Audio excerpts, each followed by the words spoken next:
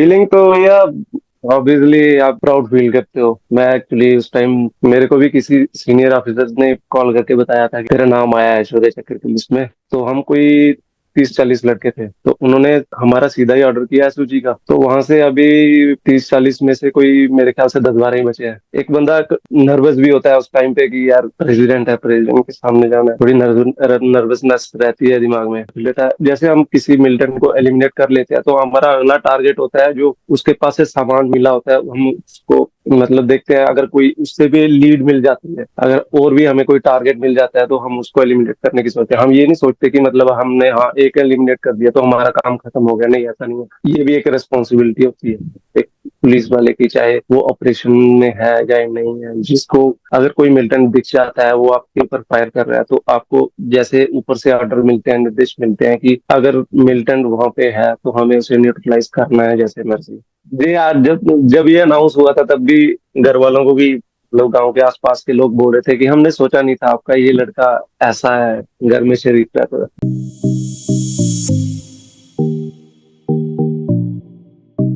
नमस्कार दोस्तों, मैं हूं विवेक शर्मा और आप सबका स्वागत है हमारे पॉडकास्ट टॉक विद विवेक रनियाल में। आज हमारे साथ जुड़ रहे हैं एक ऐसे वीर योद्धा जो न केवल जम्मू कश्मीर पुलिस में सेवा कर रहे हैं, बल्कि उनकी बहादुरी के लिए उन्हें इस वर्ष 2024 में शौर्य चक्र से सम्मानित किया गया है। ये हमारे लिए एक बड़े गर्व की बात है कि वे हमारे साथ हैं। मैं बात कर रहा हूं वरुण सिंह जसरोटिया जी की, जो कठुआ जिले के बरवाल गांव से हैं और तीसरी पीढ़ी हैं जो देश की सेवा में समर्पित है। उनके पिता भारतीय सेना में रहे और उनके दादा सुभाष चंद्र बोस की आजाद हिंद फौज में थे। तो आइए स्वागत करते हैं वरुण सिंह जसरोटिया जी का। वरुण जी, जी आपका शुक्रिया। बहुत बहुत स्वागत है टॉक्स विद विवेक रनियाल में। थैंक यू भैया, शुक्रिया बहुत। वरुण जी, जब सबसे पहले जब आपको शौर्य चक्र मिलने की घोषणा हुई तो वो फीलिंग कैसी थी? फीलिंग तो भैया ऑब्वियसली आप प्राउड फील करते हो। मैं एक्चुअली उस टाइम मेरे को भी किसी सीनियर ऑफिसर ने कॉल करके बताया था कि ऐसे ऐसे तेरा नाम आया है शौर्य चक्र की लिस्ट में, और तेरा नाम अनाउंस हुआ है, कॉन्ग्रेचुलेशन। तो काफी सारे ऑफिसर्स वहाँ पे ड्यूटी पे भी था, मैं तो वहीं पे प्रेजेंट थे, उन्होंने काफी मुबारकबाद दी। लेकिन खुद को ऐसे फील हो रहा था कि यार शौर्य चक्र मतलब आप समझ सकते हो फीलिंग। जब आपको अनाउंस हो गया शौर्य चक्र, जी उससे पहले जी आप जम्मू कश्मीर पुलिस के स्पेशल ऑपरेशन ग्रुप्स में काम कर रहे हो, जो वन ऑफ द टफेस्ट जी जॉब है पुलिस में। तो वो जी। आपकी वो कैसा चैलेंज उसमें आपको लगता है जो आपकी लाइफ में रहा, और ये आपको ज्वाइन करने को क्या मोटिवेट करा है सोजी? देखिए, हम जब थे, मैंने जब ज्वाइन किया 2018 में, उसके बाद हम ट्रेनिंग सेंटर में गए थे। तो वहीं पे हमने एक डेमो दिया था जो कि कमांडो का डेमो होता है पासिंग पासिंग आउट परेड में। तो उस टाइम के जो आईजी साहब वहां पे प्रेजेंट थे, तो उन्होंने देखा कि काफी फिट लड़के हैं। तो हम कोई 30-40 लड़के थे, तो उन्होंने हमारा सीधा ही ऑर्डर किया एसओजी का। तो वहां से अभी 30-40 में से कोई मेरे ख्याल से 10-12 ही बचे हैं। बाकी सब तो मतलब अपनी अपनी यूनिट्स में, बटालियंस में चले गए। तब से हम एसओजी में है, तो अभी तो काम करते हैं, तो अभी तो मजा ही आ रहा है। जब आप शुरुआत करें, क्या चैलेंजेस आते हैं जब एसओजी आप ज्वाइन करते हो? ये चैलेंजेस तो आते हैं। आप बेसिक ट्रेनिंग करके जब आप जाओगे तो आपको तो वहां पे बेसिक सिखाया जाता है। जो ऑपरेशनल काम होते हैं आपके, वो तो आपको वहीं पे कैंप में जाके आपको सीनियर्स आपको गाइड करते हैं। उसके लिए आपके कोर्सेज होते हैं सबसे पहले। जैसे हमारा सबसे पहले हमारे कोर्सेज जो होते हैं, जो बल्क में जब नफरी वहां पे अटैच होती है एसओजी में, तो उसके लिए उनके सबसे पहले जो कोर्स होता है वो एक्चुअल में पहले करवाया जाता था हरियाणा में। कमांडो एनएसजी का भी और कमांडो का भी ट्रेनिंग सेंटर है वहां पे। तो वहां पे कराया जाता था उन दिनों में, 2019-20 में तो कोरोना पीक पे था। तो उस वजह से हमारा कराया गया था सीआरपी के जो ऑपरेशनल टीम है उनके अंडर। उसमें एनएसजी के डीआई भी होते हैं, अपने उनके कमांडोज भी होते हैं, उनके अंडर हमारा कोर्स कराया गया। उसके बाद आर्मी के अंडर भी कराया जाता है। जो आर्मी की ऑपरेशनल टीम होती है, आर आर ले लो आप, और उनके जो डीआई होते हैं वो हमें काफी ट्रेन करते हैं ऑपरेशंस के लिए। फिर उसके बाद जब हम फिर वो वेपन हैंडलिंग, ये सब कुछ हमें सिखाया जाता है वहाँ पे, रूम एंट्री वगैरह जो भी होता है ऑपरेशंस में। तो उसके बाद हमें तैयार किया जाता है। फिर हमें, जब हम वेल ट्रेंड हो जाते हैं ऑपरेशन के लिए, फिर हमें ऑपरेशन साइट पे लेके जा मतलब जाते हैं वो। फिर धीरे धीरे जैसे एक्सपीरियंस बढ़ता है आपका ऑपरेशन का, फर्स्ट टाइम तो सबको डर ही लगता है जब फायर होता है या कुछ भी होता है। सबसे पहले तो फिर उसके डर ही लगता है मतलब जब आप पहली बार कहीं भी जाओगे, जैसे ऑपरेशन साइट में गोली चलेगी, ग्रेनेड चलेगा, कुछ भी गोली धमाका होगा तो आपको डर लगता है। फिर धीरे धीरे ऐसे फर्स्ट टाइम गए, second time, third time, fourth time, जैसे जैसे एक्सपीरियंस बढ़ गया फिर नॉर्मल लगने लगा ये सब। आपकी फैमिली में आपके फादर साहब भी आर्मी में रहे, आपके दादू जी जी भी सुभाष चंद्र जी की जी फौज में रहे। आपका एक लंबा जी। इतिहास है। तो आप अपने परिवार के बारे में, इस विरासत के बारे में कुछ बताएंगे? देखिए, मेरे ग्रैंडफादर जो थे वो इंडियन नेशनल आर्मी में थे, फ्रीडम फाइटर थे। तो उनसे भी काफी कुछ मतलब सीखने को मिलता है। जैसे कि हम तो छोटे थे तब हमें, मेरी दादी जी होते थे वो बताते थे कि दादू जब थे तो मतलब नेशनल आर्मी में थे तब 7 साल के बाद, 7 साल तक वो जेल में रहे थे वहां पे, शायद रावलपिंडी या लाहौर, उस टाइम अंग्रेजों की कैद में। तो 7 साल के बाद जब घर आए तो बताते थे कि हमने तो सोचा था कि कोई कांटेक्ट नहीं होता था उन दिनों, चिट्ठियां विट्ठियां पता नहीं क्या कांटेक्ट सिस्टम होता था, लेकिन उन दिनों उनको पता ही नहीं था कि वो कहाँ है कहाँ नहीं। वो बताते थे कि हमने सोचा था कि शायद एक्सपायर हो गए हैं, कुछ भी, कोई आता पता ही नहीं आया। तो ऐसी स्टोरी है। फिर जब वो घर आए फिर इनको पता चला कि नहीं, अभी जिंदा है। तो ऐसी स्टोरी जब सुनते थे दादाजी से भी सुनते थे, दादी जी से, घर वाले बताते थे, पापा बताते थे, या सब सब सब लोग बताते थे, जो आज भी गांव में बुजुर्ग लोग हैं वो बताते हैं आपके दादाजी ऐसे थे, आपके दादाजी ऐसे थे। मतलब उनकी भी एक हिस्ट्री है। और उसके बाद मेरे पापा जी वो भी आर्मी में थे। उसके बाद छोटा भाई है वो भी आर्मी में सर्व कर रहा है, तो मैं तो पुलिस में सर्व कर रहा हूँ। बहुत ही इंस्पायरिंग जर्नी है आपकी फैमिली की। एक देश जी सेवा हाँ। के लिए लड़ना, आपके दादाजी जैसे आपने बताया हिंद फौज में थे, फिर जी आपका शौर्य चक्र मिलना। जब आप वो प्रेसिडेंट जी के पास खड़े हुए, जब उन्होंने आपकी छाती पर मेडल लगाया, वो फीलिंग कैसी जी। थी? उसके बारे में सब थोड़ा बताइए। देखिए, ऑब्वियसली आप प्राउड फील करते हो इतनी मतलब, एक गांव से उठ के जो बंदा सर्व करता है फिर उसके बाद मेरा जब नाम अनाउंस हुआ फिर तो ये था कि चलो बुलाएंगे दिल्ली। फिर एक टाइम ऐसा भी आया कि बुला लिया। फिर जब बुलाया तो वहां पे गए तो एक अलग ही फील आ रहा था वहां पे। एक बंदा नर्वस भी होता है उस टाइम पे कि यार प्रेसिडेंट है, प्रेसिडेंट के सामने जाना है, थोड़ी नर्वसनेस रहती है दिमाग में। लेकिन जब फाइनल टाइम वो जो आया, उस टाइम तो फिर आप ग्रेट फील करते हो। मैंने आपका वीडियो देखा जब आप ड्रिल करते जा रहे जी थे और जब आपने सल्यूट करा, और जब वो मेडल आपकी जी छाती पे लगा, और एक आप राइट देख के एक फोटो क्लिक कराते हैं, तो उस टाइम माइंड में क्या याद आ रही थी? वो ऑपरेशंस या फैमिली, या एक वो मूवमेंट की मेरे जो पेरेंट्स ने या मेरे ग्रैंड पेरेंट्स ने जो काम करा है, वो सारी जी चीजें आज देश ने मुझे वापस दी, जी क्या हाँ चीज? जी। एक्चुअल में सबसे पहले तो ये मेडल अपने ग्रैंडफादर को डेडिकेट करूंगा। उसके बाद उस टाइम मेरे पापा भी उस टाइम मेरे साथ ही थे राष्ट्रपति भवन में। तो काफी प्राउड फील होता है जब आप ऐसा काम करोगे जिसमें आपको इतना सम्मान मिल रहा है। माँ बाप तो ऑब्वियसली प्राउड फील करते हैं, अपने गांव वाले, अपना डिस्ट्रिक्ट, सभी। तो जनरली मेरे को भी अच्छा ही महसूस होगा कि यार कुछ तो है। जब वो आप मेडल लेके वापस आए थे घर पे, मैंने आपको जी जी मीडियाज में देखा, लोग ढोल डांस मजे, आपके नाम से जिंदाबाद सब कुछ चल रहा था।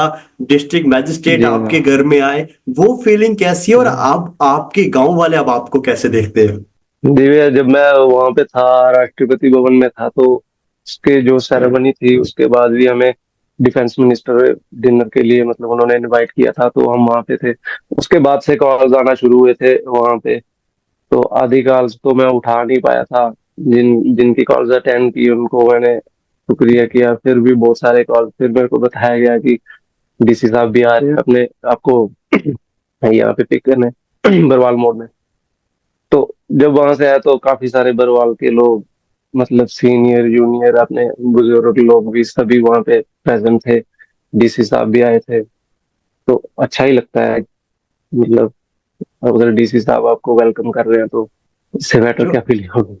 बिल्कुल बिल्कुल। और आपके जो वहाँ के युवा हैं, जो डिस्ट्रिक्ट के युवा हैं, अब आपको कैसे देखते हैं?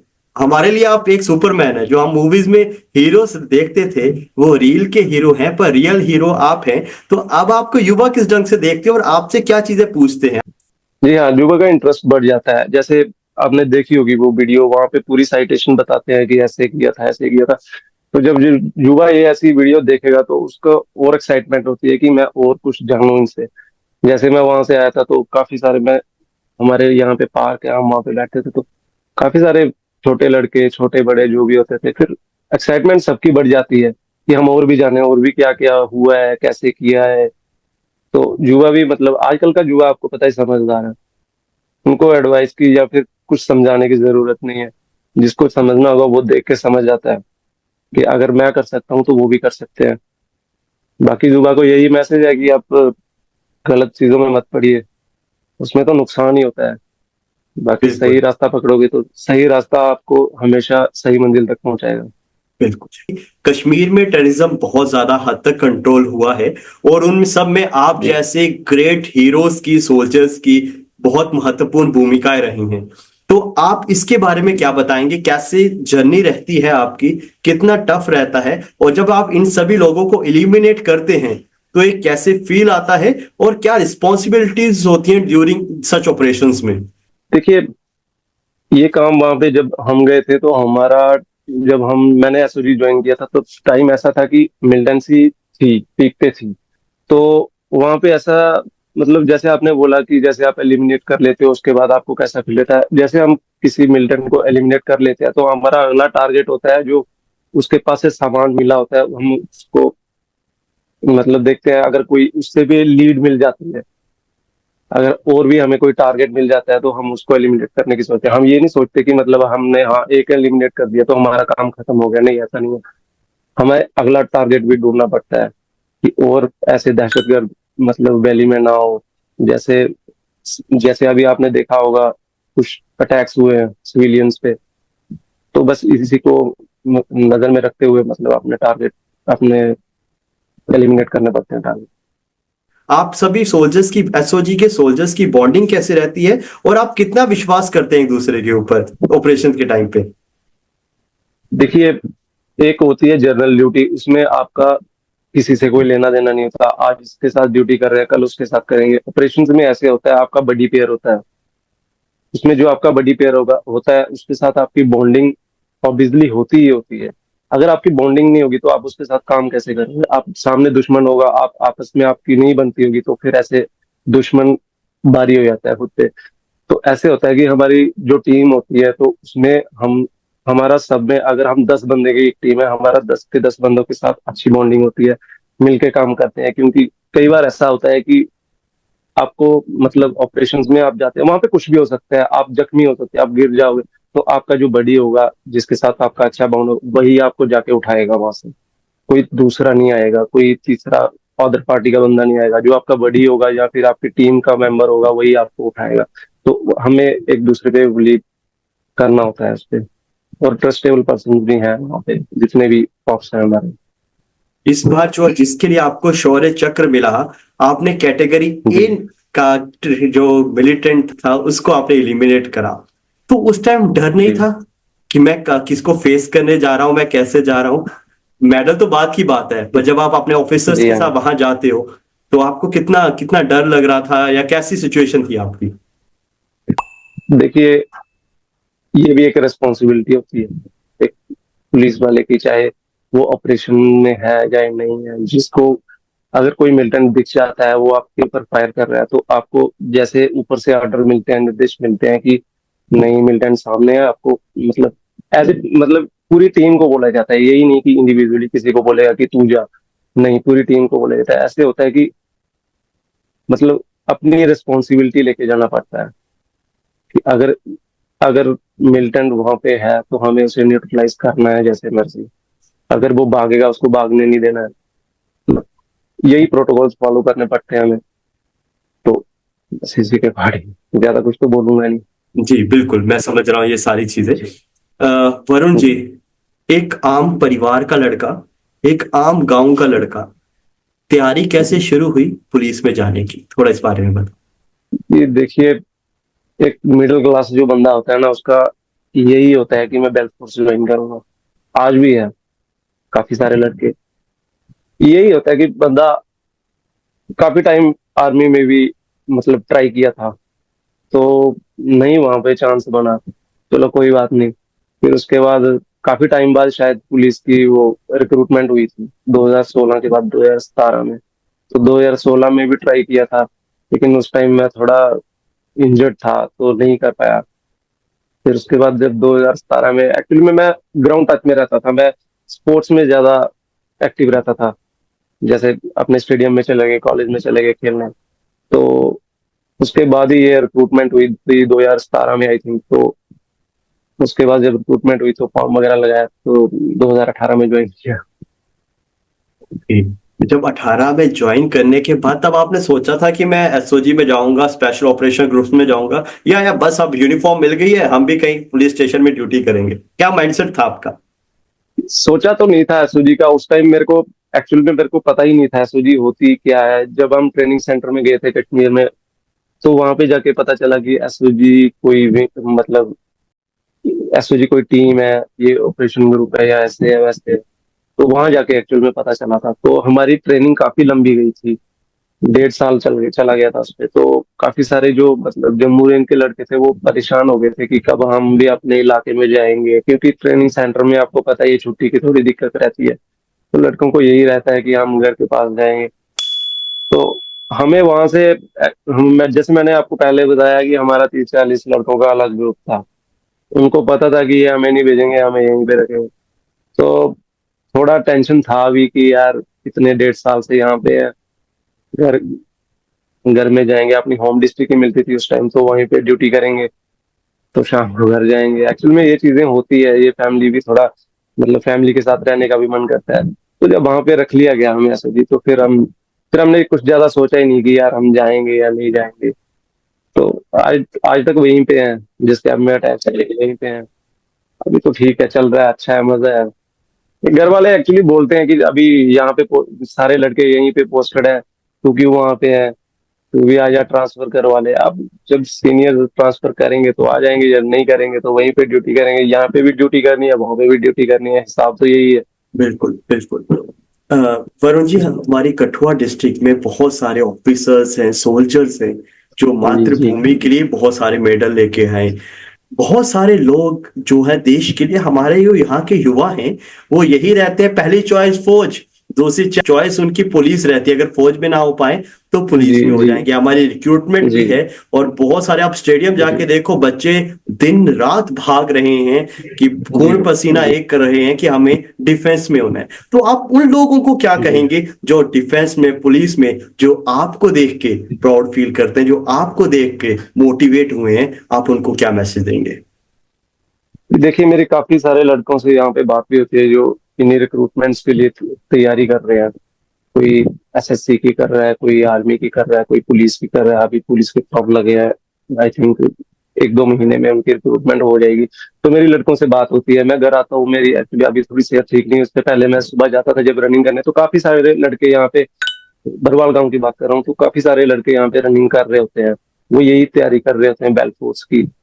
तो कहीं ना कहीं लड़कों में जज्बा तो है, बाकी उनको चांस मिल रहा है।